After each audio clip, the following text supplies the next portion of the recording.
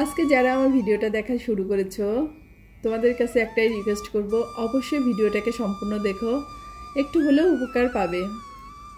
Hello everyone, good morning. কেমন আছে সবাই? আমি লিপি সাহা পুরানো ঢাকা থেকে বলছি।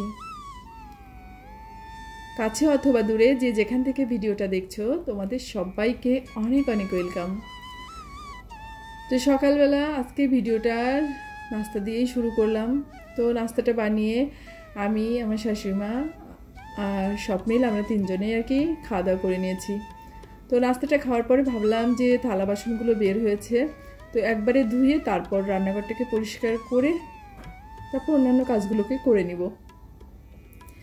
আর সকালবেলা নাস্তা করার পরে দ্রুত যদি আর কি থালা বাসনগুলোকে ধুয়ে পরিষ্কার করে রাখা হয়, পরে যখন দুপুরে কিন্তু দেখবে যখন রান্না করতে আসা হয় তখন যদি পরিষ্কার পরিচ্ছন্ন থাকে তখন কিন্তু বেশ ভালো লাগে। আবার যদি সকালের থালা বাসনগুলোকে রেখে ওইভাবেই যদি আবার দুপুরে রান্নাটা শুরু করি তো দেখবা যে মানে কাজের কোনো গুছালো তো হয়ই না, প্লাস ভীষণ ঝামেলার মনে হয়। তো সংসারে কিছু কিছু যে জিনিস থাকে, যে জিনিসগুলো পুরানো হয়ে যায় ঠিকই, কিন্তু সেগুলোর কিন্তু মায়া ত্যাগ করা যায় না, অনেক কষ্টের মায়া ত্যাগ করা। তো এই যে আমার সংসারে মানে এই যে ননস্টিক, এই যেটাকে আমি চা তৈরি করি আর ফ্রাই প্যানটা, তো এটা কিন্তু ননস্টিকের। ও তার আগে তোমাদেরকে বলে নিই, আমার হচ্ছে এই যে সিঙ্কটা দেখছো এই জায়গাটা বেশ আর কি নিচু, তো এখানে যদি থালা বাসন রাখা হয় তাহলে দেখবা যে থালা বাসন ধোয়ার পরে যদি সেটা জীবাণুমুক্ত না হয় তাহলে সেটা ধুয়ে কী লাভ, তাই না? তো আমি আর কি থালা বাসনগুলোকে ধুয়ে ছিদ্র ছিদ্র এই বলটার ভিতরে আর কি উপর দিয়ে রাখতেছি। তো এটা আর সিঙ্কের উপরে রাখবো না, এর নিচে একটা বাটি দিয়ে নিলাম যাতে জলটা ভালো মতো আর কি ঝরে যায়। তো এই নন স্টিকের যেটায় আমি আর কি চা তৈরি করি বা রুটি ভাজি, এগুলো আমি এখন থেকেও 10-12 বছর আগে আর কি আমার হাজব্যান্ড আমাকে পুরো সেট ধরে আর কি 5-6টা থাকে সেট ধরে কিনে দিয়েছিল। তো যখন কিনেছিলাম তখন কিন্তু এই যে তোমরা এর বিছনটা আর কি কালো দেখতেছো, এটা কিন্তু এরকম কালো না, এটা হচ্ছে লাল ছিল। তো ওই চুলায় আর কি মানে ব্যবহার করতে করতে এমন কালোটা হয়ে গেছে। আর ভিতরে যে কালোটা ছিল সেটা আর কি আমার হাজব্যান্ড মানে হালকা হালকা উঠে গিয়েছিল, তো ও একেবারে পুরোটাই আর কি উঠিয়ে দিয়েছে। তো পরে দেখে যে ভিতরে আর কি সিলভার, তা ও আর কি বলতেছে এটা খেলে খুব একটা ক্ষতি নেই, এটাই রান্না করে খাওয়া যায়।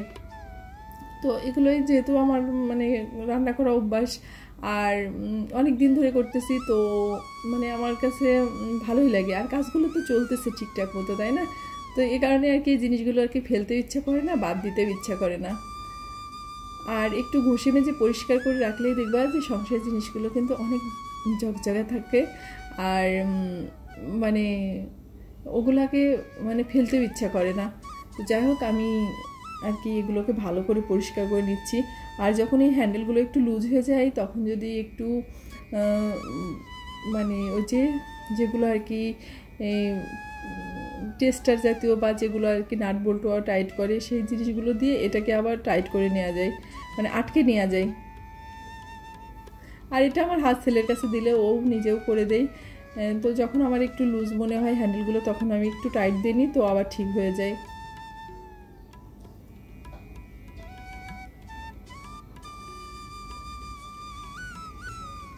আর আমার সংসারে যত জিনিসগুলো দেখছো মানে সব জিনিসগুলোই আমার হাজব্যান্ডের আর কি নিজে হাতে কেনা। আমার সেইভাবে কোনো জিনিস আমার সংসারে আমি বলতে পারবো না যে এটা আমি নিজে থেকে কিনেছি। আর আমার হাজব্যান্ড না এইসব দিক থেকে খুবই ভালো, মানে ও যেটা প্রয়োজন সংসারের জিনিসটা ও আর কি বোঝে, ও সেই হিসাব মতোই আমাকে আর কি সব কিছু কিনে এনে দেয়। তো আমার থেকে বলতে পারো যে আমার হাজব্যান্ডের আবার সব কিছুর প্রতি একটু ভালোবাসা মায়া আর কি বেশি সংসারের প্রত্যেকটা জিনিসের উপরে। তো আমার কি হয়েছিল যখন আর কি আমার বিয়ের প্রথম মানে আমি না তখন মাছ আর কি ঢাকায় আসি যখন, তখন আমি মাছটা ভাজতে পারতাম না।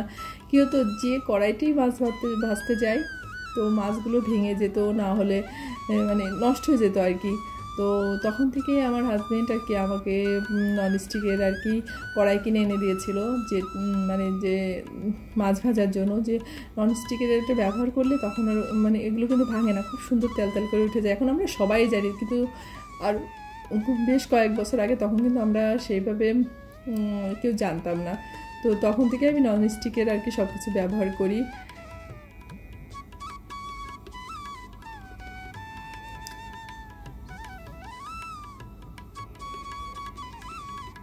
আর সাথে সাথে দেখবা যে কাজগুলোকে করে নিলে রান্নাঘরটাও পরিষ্কার হয়ে যায় আর সব কিছুই আর কি মানে পরিষ্কার পরিচ্ছন্ন থেকে বেশ ভালো লাগে। আর এই যে তাকটা দেখছো এটা হচ্ছে আমার হাজব্যান্ড আর কি, এই বাসায় আমরা যখন আসি তারপরে আমার হাজব্যান্ড এটাকে বানিয়ে দিয়েছে। কিন্তু যখন ও আর কি এটা বানায় তো আমি ওর উপরে অনেক চিল্লাচিল্লি করেছিলাম, বকাবকি করেছিলাম যে কি আজেরে কাজ করো, যেটা আমার দরকার না, আজেরে কাজ করে রান্নাঘরটাকে অপরিষ্কার করতেছো। কিন্তু আমার হাজব্যান্ডের ক্ষেত্রে মানে আর আমার ক্ষেত্রে কী হয় জানো, যে আমার হাজব্যান্ড যে কাজটাই করুক মানে আমার প্রথম সে কাজটা মোটেই পছন্দ হয় না, পরে দেখি আসলে সে জিনিসটা আসলে আমার উপকার হচ্ছে, মানে সেটা আমার কাজের জন্য মানে অনেক সাহায্য হচ্ছে, সে কাজের ক্ষেত্রে হোক আর যে কোনো ক্ষেত্রে হয়। আমার স্বভাবটাই জন্য এরকম যে প্রথম আমার কোনো কিছুই আর কি ভালো লাগে না, পরের দিকে আসলে না এই কাজটা তো ঠিকই করেছে, আসলে এটার জন্য আমার অনেক উপকার হচ্ছে। তো এখন ওই তাকটাকে বানানোর পরে আমি ওখানে যে প্রতিদিন কাপগুলো ব্যবহার করি তো ওখানে আর কি বেশ কয়েকটা কাপ রেখে দিয়েছি।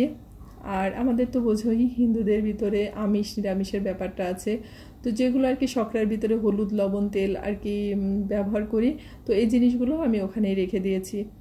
আর আজকে সোমবার, তো এখন হচ্ছে ভাবলাম যে ডালটাকে বসিয়ে দিই, তো ডালটা আমি ওইদিকে কাজগুলোকে সেরে আসতে আসতে ডালটাও কিন্তু পুরোটা ফুটে যাবে।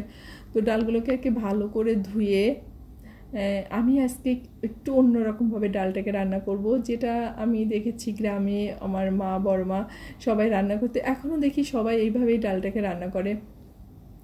তো মানে আমরা কি করি যারা মানে শহরে থাকি বা একটু আধুনিক কোয়ালিটি মানে বলতে পারো, তো সবাই চট জলদি যেভাবে সহজ হয় সেভাবেই কিন্তু আমরা রান্নাবাড়ি বা যে কোনো কাজগুলোকে সেরে নিই, কিন্তু সবসময় চট জলদি করলেই যে সেই জিনিসটা স্বাদের হয় তা কিন্তু না। তবে আগে দেখতাম যে মানে আর কি যে ডাল ফুটালে এগুলো কিন্তু আমরা কি করি প্রেশার কুকারে রান্না করি, তো প্রেশার কুকারে আর কি ডালগুলোকে ফুটিয়ে নিই, কিন্তু দেখবা প্রেশার কুকারের থেকে যদি ডালগুলোকে এইভাবে ফুটিয়ে রান্না করা হয় আমার মনে হয় বেশ খানিকটা মানে স্বাদের আলাদা মানে পার্থক্য আছে স্বাদের ক্ষেত্রে। তো আমি ডালগুলোকে তোমরা তো দেখলেই ভালো করে ধুয়ে নিয়েছি আর অন্য একটা পাতিলে বেশ খানিকটা জল গরম করে নিয়েছি। তো এখন আর কি এই গরম জলটাকে ডালের ভিতরে দিয়ে দেবো, দিয়ে আর কি চুলায় বসিয়ে দিয়েছি। আর প্রতিদিন আমি আরও একটা কাজ করি রান্না করার সময়, যেহেতু আমি সানস্ক্রিনটা ব্যবহার করি না, তো রান্না করার আগে যদি থানকুনি পাতাটা থাকে তো থানকুনির পাতার রসটাকে যেভাবে শেষে আর কি বের করে নিয়েছি, আর যে পতঞ্জলি অ্যালোভেরার ছিল তো ওটা দিয়ে এখন ভালো করে ফেটে এটাকে একটু ক্রিম মতো তৈরি করব, করে মুখ ধুয়ে আর কি এটাকে লাগিয়ে নিই। তো এটা সানস্ক্রিনের কাজ করে, তো রান্নার আগে এটা ব্যবহার করা কিন্তু অনেক ভালো, অনেক উপকার পাওয়া যায়। আর আমার স্কিনটা যেহেতু একটু প্রবলেম, সব কিছু আর কি শ্যুট করে না, একটু সামান্য কোনো কিছু হলেই দাগ পড়ে যায়, তো আমি এই কারণে এটা ব্যবহার করি।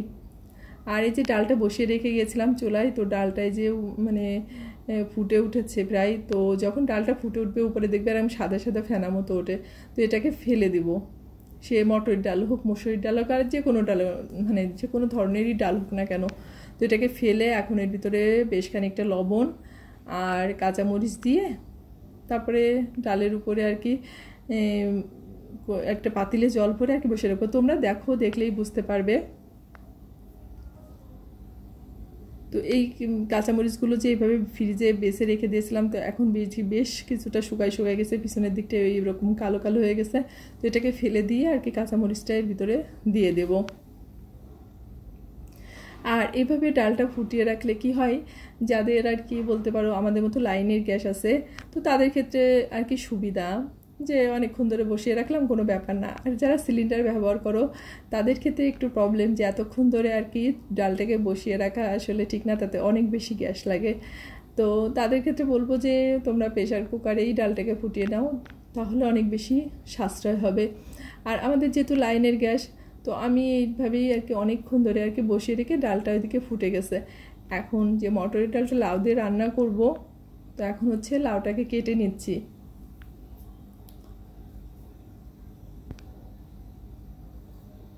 আর আর দেখবে লাইনের গ্যাস আর সিলিন্ডারের গ্যাসের ভিতরে একটু হিসাবের পার্থক্য থাকেই। লাইনের গ্যাসটা তো মনে করো নিজের ইচ্ছা মতো আর কি ব্যবহার করা যায়, কিন্তু সিলিন্ডারের গ্যাসটা কি হয়, যতটা পারা যায় একটু সাশ্রয়ীভাবে ব্যবহার করাই ভালো, কারণ সবারই একটা মান্থলি একটা হিসাব নিকাশ থাকে যে এই টাকা এখানে ইনভেস্ট করা হয়, এখানে করা হয়, তো এই ক্ষেত্রে এই টাকাটা লাগানো হয়। তো সেক্ষেত্রে কিন্তু মনে করো যে আমরা সবাই সিলিন্ডার যারা ব্যবহার করি, আমি দেখছি একটু হিসেব করেই ব্যবহার করা হয়, হিসেব করে ব্যবহার করাই আমার মনে হয় ভালো। তো এদিকে আমি ডালটাকে আর কি ঘুটে জল দিয়ে দিয়েছি, আর ডালের ভিতরে একটু লবণ আর হলুদ দিয়ে দিলাম, আর কয়েকটা কাঁচামরিচ দিয়ে দেবো, দিয়ে জালটাকে আর কি মানে ডালটাকে লাউটা গলা পর্যন্ত আর কি জাল দিয়ে ভালো করে ফুটিয়ে নেব। আর এই পাশের চুলায় হচ্ছে যে পটলগুলোকে কেটে রেখেছিলাম, এই পটলগুলো আর কি বাইরে ছিল তো 2-3 দিন ধরে, তো শুকাই গেছে, কিছু কিছু পটল আর কি লাল হয়ে গেছে। তো আমি কি করব, পটলগুলোকে আর কি ভেজে নেব আজকে। মানে আমি আগে কী করতাম জানো তো, এই পটলগুলো আছে না, পাকা পটলগুলো ফেলে দিতাম, কিন্তু এর আগে আমি একবার ননদ বাড়িতে গিয়েছিলাম, আমার ননদ বাড়ি, তো ওদের ওখানে আমি ফেলেই দিতে চেয়েছিলাম, কিন্তু আমার ননদ বলতেছে এগুলো কেটে দাও, এখানে ভাজা খেতে অনেক বেশি মজা লাগবে, এমনি পটলের চেয়ে এই পটলগুলো ভাজা করলে বেশি একটু মিষ্টি মিষ্টি লাগে, খেতে বেশি মজা লাগে। তো আমি দেখলাম আসলেই তো ঠিক তাই, তো তারপর থেকে আমি আর পাকা পটলগুলো না ফেলি না, এগুলো হচ্ছে রান্না করে নিই। আর পটলগুলো ভাজার পরে তেলের যে অবস্থাটা হয় কি কালো হয়ে যায়, আমারও সেটাই হয়েছে, তো সমস্যা নেই, নিচের ওই কালোটা উঠবে না। আর আমি এখন এই তেলের উপরে আর কি ডালটাকে ফোড়ন দিয়ে দেবো। তো যেহেতু মটরের ডালটা লাউ দিয়ে রান্না করব, সে কারণেই আর কি তেলের উপরে একটু শুকনা মরিচ, তেজপাতা আর আদাটা ফোড়ন দিয়ে দিলাম, কারণ লাউয়ের ডাল রান্না করলে একটু আদা ফোড়ন না দিলে কিন্তু মোটেই স্বাদ লাগে না, লাউয়ের তরকারিতে বলো ডালে বলো একটু আদা দিলে কিন্তু একটা অন্যরকম স্বাদ হয়। তো আমার শাশুড়িমা বলেন যে ফোড়ন দিলে যতক্ষণ ফোড়ন থেকে ঘ্রাণ না বেরোবে, লাল না হবে, ততক্ষণ ফোড়নটা কোনো মানে যে জিনিসটা ফোড়নটা দিচ্ছ সেটা দিবা না। তো আমি তারপর থেকে একটু ফোড়নটাকে নাড়াচাড়া করে ভেজে তারপরে আর কি ফোড়নটা দিই। আর বললাম না যে কড়ার নিচে যে কালোটা হয়েছে সেটা কিন্তু উঠবে না, এটা হচ্ছে পটল ভাজার জন্য কালো, তো কালোটা আটকে গেছে, ওটাকে আর কি পরে আমি ধুয়ে নিব। আর এদিকে আমার ডালটাও হয়ে গেছে। আর এখন তোমাদের সাথে আর কি দেখিয়ে দিই আসলে কি কি রান্না করলাম, কারণ রান্নাটা করতে গেলে পুরোটা দেখাতে গেলে অনেক বড় ভিডিওটা হয়ে যাবে। আর তারপর হচ্ছে স্বপ্নিলের তো এক্সাম চলতেছিল, তো এক্সামের কারণে আমি আর কি পূজার জন্য ঘরে কোনো কাজই করতে পারিনি। তো আজকে ভাবলাম একটা রুম আর কি মানে পরিষ্কার করে নিব, তো এই কারণে দুপুরে রান্নাটা করে নিলাম। আর হচ্ছে শাশুড়িমার জন্য যে খাবারটাকে বেড়ে দিচ্ছি। তো রান্না করেছিলাম সোয়াবিনের রসা আর ডাল আর পটল ভাজা।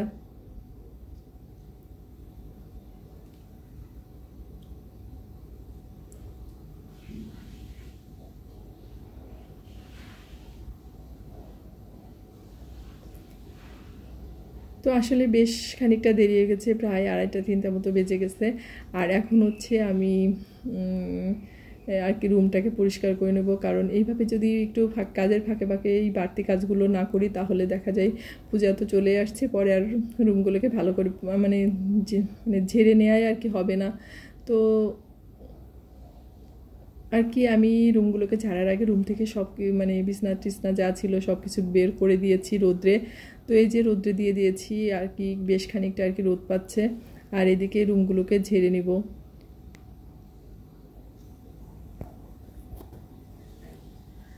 আর এই যে কয়েকদিন আগে বৃষ্টি হয়েছিল, তো ওই বৃষ্টি হলে দেখবা কি হয়, জ্বালানার থাইগুলো অনেক ঘামে, তারপরে ড্রেসিং টেবিলের গ্লাসগুলো কিন্তু অনেক ঘামে। তো ওই যখন মানে থাইগুলো আর কি ঘেমেছিল, তখনই আমার হাজব্যান্ড এগুলো ভালো করে মুছে আর কি পরিষ্কার করে দিয়েছিল, সে কারণে আজকাল থাইগুলো মুছবো না। আর এই যে জ্বালানার নিচে যে থাইয়ের আর কি এটা আছে, তো এটাকে আমি পুরানো দাঁত ব্রাশ দিয়ে ভালো করে পরিষ্কার করে নিচ্ছি, কারণ এখানে হয়তো মানে এই দাঁত ব্রাশ করা ব্রাশ অথবা মেকআপের ব্রাশ বা তুলি জাতীয় জিনিস দিয়ে কিন্তু পরিষ্কার করলে অনেক বেশি পরিষ্কার হয়ে যায়। আর এই ময়লাগুলো পরিষ্কার করার আগে অবশ্যই আমি হাতে গ্লাভস অথবা আর কি পলিথিন দিয়ে নিই। তো করোনার সময় তো গ্লাভসগুলো বেশ অ্যাভেলেবল ছিল বাসায়, তারপরেও আমি বেশ কয়েক বছর বেশ ভালোই ব্যবহার করেছি, যেগুলো আর কি স্টকে ছিল। তো এখন আপাতত শেষ হয়ে গেছে, তো ভাবলাম যে কি করা যায়, তো হাতের কাছে পলিথিন ছিল, সেটাই আর কি হাতে দিয়ে নিলাম। কারণ এই ময়লাগুলো যখন পরিষ্কার করব তখন তো কিছু হবে না, কিন্তু পরিষ্কার করার পরে হাতের দিকে আর কি আর দেখতে ভালো লাগবে না। তো আমার মনে হয় শুধু শুধু মুখের যত্ন না নিয়ে প্রত্যেকের হাত মানে শুধু মুখের যত্ন না নিয়ে হাত পায়ের যত্নও নেওয়া উচিত, কারণ মুখের সাথে সাথে হাত পাটা অনেক গুরুত্বপূর্ণ। আমার মনে হয় মেয়েদের মুখটা যতটা গুরুত্বপূর্ণ হাত পায়ের তো ঠিক ততটাই গুরুত্বপূর্ণ, কারণ মুখটা সুন্দর কিন্তু হাতের দিকে তাকালে দেখবা যে ভালো লাগে না। তো আমি আর যাই করি সব কিছুই আর কি পরিষ্কার পরিচ্ছন্নভাবে করি, যাতে আর কি কোনো কিছু সমস্যা না হয়। তো এই যে আমি আর কি ঝাড়ু দেওয়ার জন্য একদম পুরো বসে যে নিয়েছি, কারণ যেহেতু আমি সকালে স্নানটা করেছি, এখন মাথাটা ধুবো না, তো এখানে মাথার উপরে গামছাগুলো দিয়ে নিয়েছি। আর স্বপ্নিলকে বললাম যে ঠাকুরের এই ছবিগুলো আর কি পরিষ্কার করে দিতে, তো আর কি মুয়ে উঠে এগুলো আর কি পরিষ্কার করে দিচ্ছে। আর বাচ্চাদের যা কাজ থাকে, মানে আমরা ছোটোবেলায়ও এটাই করতাম, যখন আর কি মা ঘর ঝাড়তো তখন তো অনেক জিনিসপত্র বেরোতো ঘরের থেকে, তো আমরা দেখতাম যে কোনটা লাগবে, কোনটা খেলা করা যায়। আসলে আগে থেকে কিন্তু ওগুলো মানে দেখলেও কি মানে কিছু মনে হতো না, কিন্তু যখন বের করে রাখতো তখন নানা কৌতূহল কিন্তু মনের ভিতরে জাগতো। তো আমার স্বপ্নিলও সেটাই আর কি করতেছিল। আর এই যে আমার রুমের ভিতরে দেখছো দুপুরের পর থেকেই ঠিক মানে এতটা রোদ আসে রুমের ভিতরে, আর রুমের ভিতরে রোদ আসলে কিন্তু ভালো হয়। আর এখন তো একটু গরম কম, গরমের দিন তো দরজাটা খোলাই যায় না, এত পরিমাণে রোদ আসে। তো যাই হোক, সবাই ভালো থেকো, সুস্থ থেকো, আর অবশ্যই সাবধানে থেকো। আর ভিডিওটা ভালো লাগলে অবশ্যই চ্যানেলটাকে সাবস্ক্রাইব করতে ভুলো না। ভালো থেকো সবাই, তোমাদের সাথে দেখা হচ্ছে আমার পরবর্তী ব্লগে।